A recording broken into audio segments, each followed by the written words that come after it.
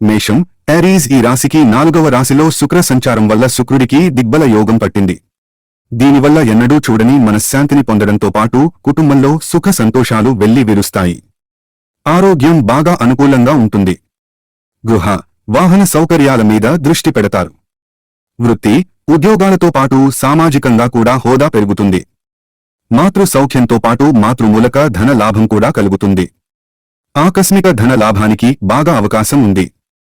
కర్కాటకం క్యాన్సర్ ఈ రాశిలో శుక్ర సంచారం వల్ల జనాకర్షణ బాగా పెరుగుతుంది. రాజకీయంగా ప్రాధాన్యం పెరిగే అవకాశం ఉంది.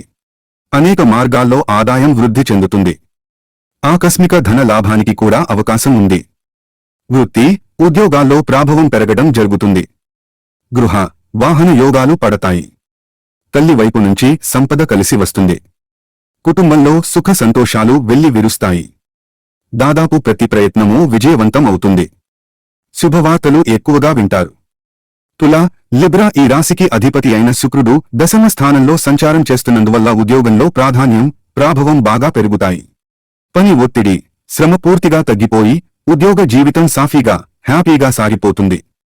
వృత్తి, వ్యాపారాల్లో అప్రయత్న ధన లాభం ఉంటుంది. నిరుద్యోగులకు మంచి అవకాశాలు అందివస్తాయి. ఉద్యోగులకు కూడా డిమాండ్ పెరుగుతుంది. విదేశీ యానానికి అవకాశం ఉంది.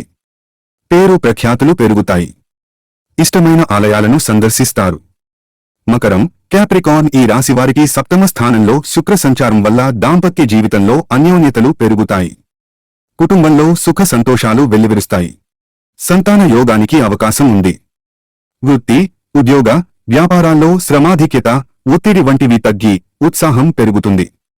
స్త్రీ సాంగత్యం వృద్ధి చెందే అవకాశం ఉంది. అనారోగ్య సమస్యల నుంచి చాలా వరకు విముక్తి లభిస్తుంది. ప్రతిభా పాటవాలకు ఆశించిన గుర్తింపు లభిస్తుంది. ప్రేమ వ్యవహారాల్లో దూసుకుపోతారు. మీనం పిసిస్ ఈ రాశికి పంచమ స్థానంలో శుక్ర సంచారం వల్ల తెలివితేటలు, నైపుణ్యాలు, ప్రతిభా పాటవాలు బాగా అభివృద్ధి చెందుతాయి. ఇబ్బడి ముబ్బడిగా ఆర్థిక లాభాలు కలుగుతాయి. వృత్తి, వ్యాపారాలకు డిమాండ్ పెరుగుతుంది. ఉద్యోగంలో ప్రాధాన్యంతో పాటు హోదా కూడా పెరుగుతుంది. ఉన్నత స్థాయి వ్యక్తులతో పరిచయాలు వృద్ధి చెందుతాయి. ఆరోగ్యం అనుకూలంగా సాగిపోతుంది. సంతాన యోగానికి అవకాశం ఉంది.